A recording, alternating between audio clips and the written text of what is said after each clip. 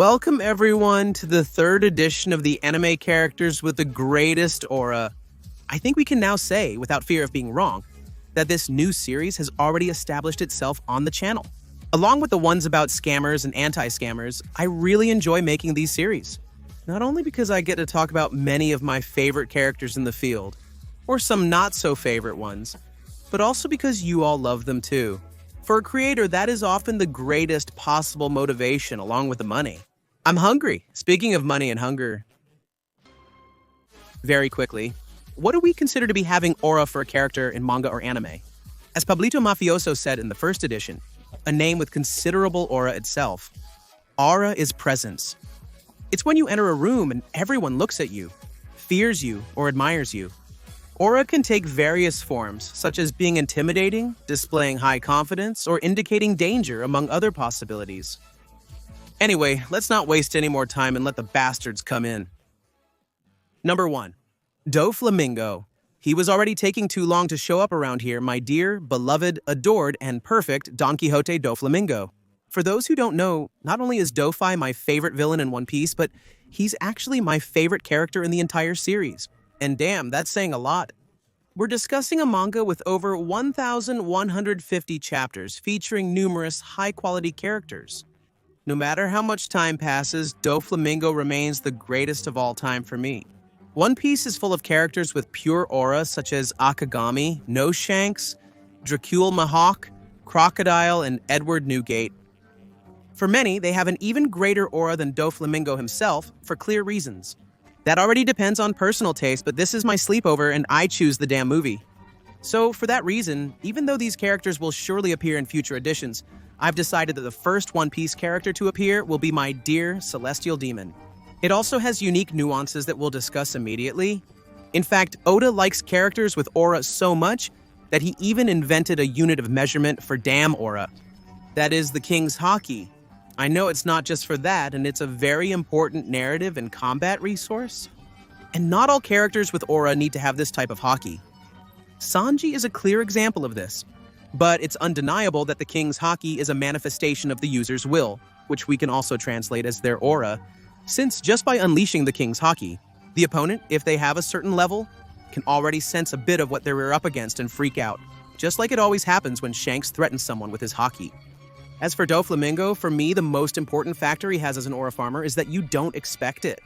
In his first appearance during that Shichibukai meeting, Doflamingo comes across as someone who, while he may be strong and dangerous, doesn't feel all that intimidating or threatening, but rather as the typical confident, eccentric, and somewhat annoying character. Basically, when you see him for the first time, you think he's just going to be a Bellamy on steroids, so to speak. During Marineford, the character demonstrates unique abilities and quirky behaviors. The first thing is showing a very high level of combat, being able to injure the giant Oars Jr. without much trouble, and also showing that he can fight hand-to-hand with Crocodile. I have to say that, although at this point, it wasn't such an impressive feat. Because back then, the fandom didn't really understand Crocodile's true strength, thinking that Crocodile actually wasn't that big of a deal. This is a phenomenon that also happens with Enel. Both Enel and Crocodile were defeated by a bit of strategy and counter, and a bit of the plot working against them. Should I say it? But nowadays, with the Cross Guild, we can see that Crocodile is deeply respected by characters with strength equivalent to a Yonko like Mihawk. No one currently doubts that Crocodile has a strength that rivals almost any Yonko commander we know. Doflamingo. During Marineford, the famous speech about justice was also delivered, which partly made the Marineford arc so legendary. He also attacked Gecko Moria on the world government's orders. After all this, fans noticed Doflamingo's aura and realized he was no ordinary character like Bellamy. But it wasn't until Dressrosa that we were able to see the demon, who is actually Doflamingo. At the end of Punk Hazard, we witnessed this character's fearsome, intimidating, and sadistic nature. Crushing Smoker and releasing his mighty conqueror's haki, Doflamingo was stopped by Aokiji, who, even though he was extremely stronger than him, didn't show even a hint of fear. Because Doflamingo's ego went even beyond his common sense. In Dressrosa, we discovered another side of him, which made us truly fascinated by the character. Doflamingo crushed Trafalgar Law, revealing his plans. As the Joker, he was the king of the underworld.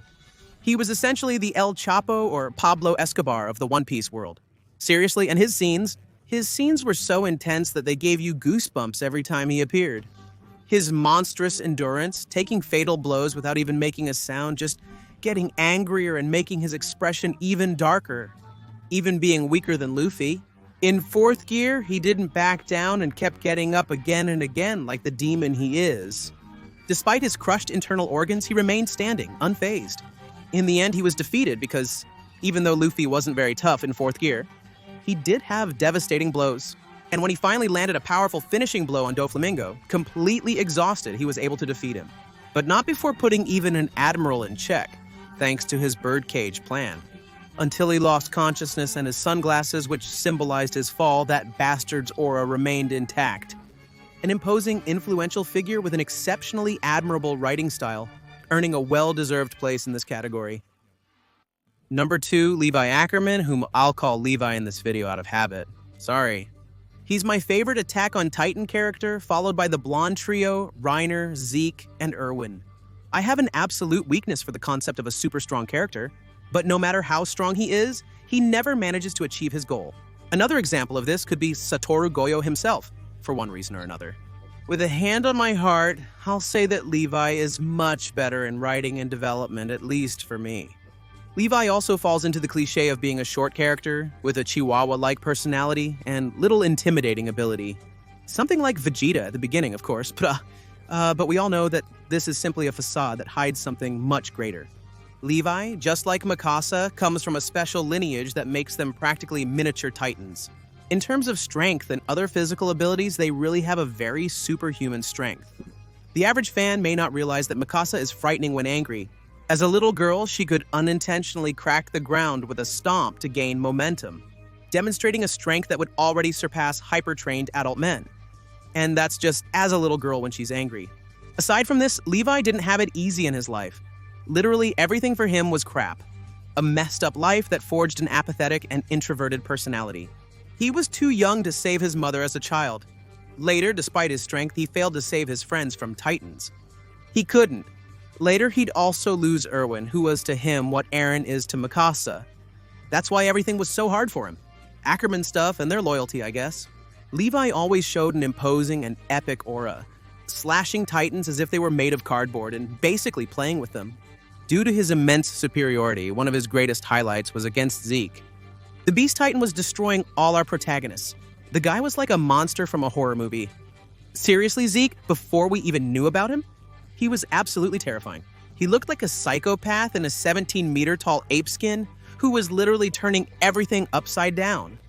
All of this, of course, until Levi showed up and turned the Beast Titan into nothing more than little slices of ape meat. He brutally beat Zeke, who barely survived and swore to get revenge on Levi. The canonically ugly Ackerman looked like a demon throughout this whole sequence, proving why poison usually comes in very small bottles.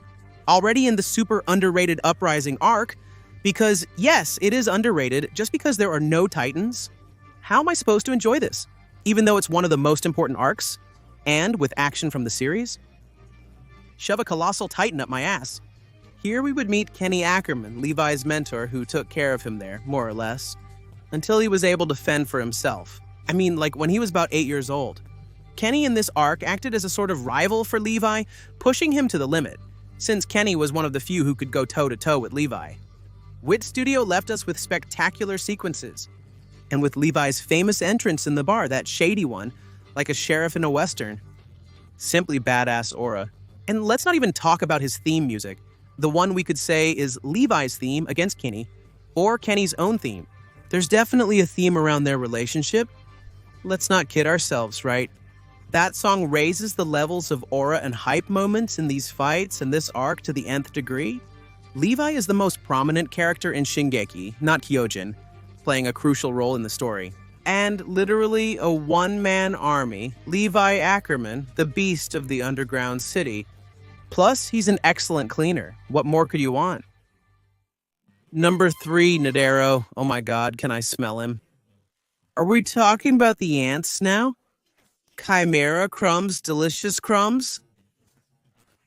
Let's see, what can be said about Isaac Netero that hasn't already been said?